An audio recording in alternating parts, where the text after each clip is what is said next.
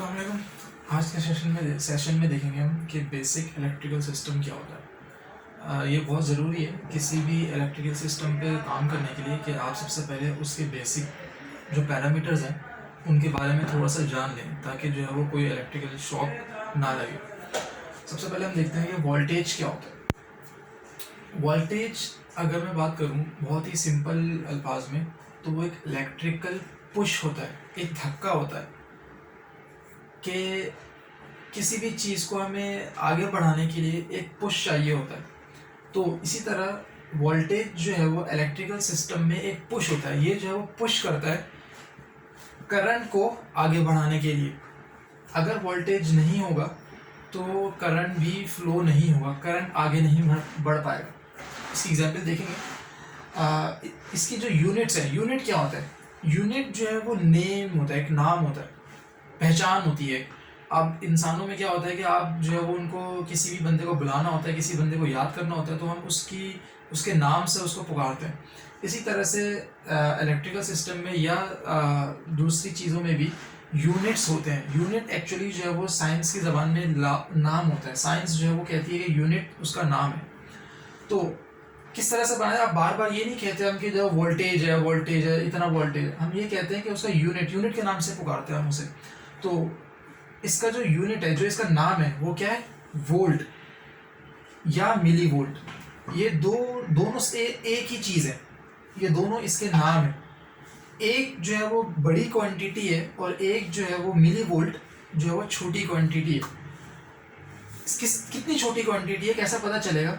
मिसाल के तौर पे अगर आपके पास एक जो है वो स्टिक है, एक आपके पास जो है वो ये स्केल है, तो ये अगर मैं इस स्केल के 1000 टुकड़े कर दूं, 1000 पीसेस कर दूं, तो जो यूनिट बनेगा, तो जो हिस्सा बनेगा उसको हम कहते हैं मिली वोल्ट। यानी कि मिली वोल्ट जो है वो इस वोल्ट का 1000वां हिस्सा होता है, यानी कि बहुत छोटा होता है मिली वोल्ट।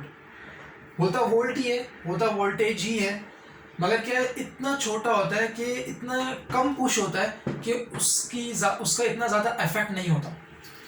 अच्छा, फिर उसके बाद आ जाता है करंट के ऊपर। करंट क्या है? करंट जो है वो इलेक्ट्रिसिटी है कि कितनी इलेक्ट्रिसिटी सिस्टम से फ्लो हो रही है, कितना चार्ज इलेक्ट्रिसिटी फ्लो हो रही है सिस्टम में, उसको हम कहते हैं करंट। आप जो है वो घरों में देखते होंगे कि आपके पास जो बिल आता है वो इस करंट, इस इलेक्ट्रिसिटी का बिल आता है। वोल्टेज का बिल नहीं आता, बिल आता है इस इलेक्ट्रिसिटी का कि कितनी इलेक्ट्रिसिटी फ्लो हो रही है, कितनी बिजली आप इस्तेमाल कर रहे हैं। करंट क्या होता है? फ्लो होता है, इलेक्ट्रिसिटी का फ्लो। जब भी कभी हमें कोई चीज़ ऑन करनी होती है, चलानी होती है, उसमें फ्लो बहुत ज़रूरी है, इलेक्ट्रिसिटी का फ्लो बहुत ज़रूरी है। इसका जो यूनिट होता है, इसका जो नाम होता है वो होता है एम्पेयर या मिली एम्पेयर। बिल्कुल उसी तरह जिस तरह से यहाँ पे था, मिली का मतलब होता है 1000वां हिस्सा। किसी के भी साथ मिली लग जाएगा तो आप ये समझ ले कि ये एम्पेयर का 1000वां हिस्सा है। मिली का मतलब होता है 1/1000, तो 1000वां हिस्सा है। तो एम्पेयर मिसाल के तौर पर ये स्केल है, और अगर मैं इसके 1000 टुकड़े कर दूं तो जो सबसे 1000वां हिस्सा होगा, आखिरी हिस्सा होगा, जो वो कहलाएगा मिली एम्पेयर। तो ये एक छोटी क्वांटिटी है बहुत, ये एक बड़ी क्वांटिटी है। मिली एम्पेयर इतना कम होता है कि अगर आप उसको टच भी कर लें तो आपको नुकसान नहीं पहुंचाता, मगर इसकी भी रेंज होती है। और एम्पेयर एक बड़ी क्वांटिटी होती है। अगर ये आपकी बॉडी से फ्लो हो जाए, इलेक्ट्रिसिटी, इतनी बिजली फ्लो हो जाए तो आप मर भी सकते हैं। अच्छा, इसके बाद आता है रेजिस्टेंस। रेजिस्टेंस क्या होती है?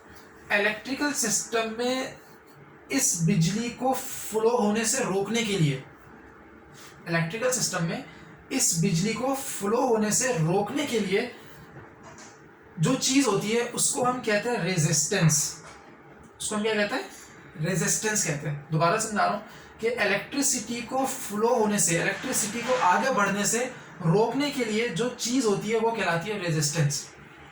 यहां मैंने लिखा हुआ है अपोजिशन टू करंट फ्लो।